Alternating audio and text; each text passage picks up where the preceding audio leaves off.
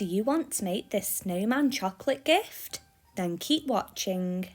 You will need white paper, a chocolate bar, red, black and orange pens, a pair of gloves, ribbon, string, scissors and tape. Start by wrapping up the chocolate bar using your white paper. Next, put one of the gloves over the top of the chocolate bar to make a hat and fold the fingers down.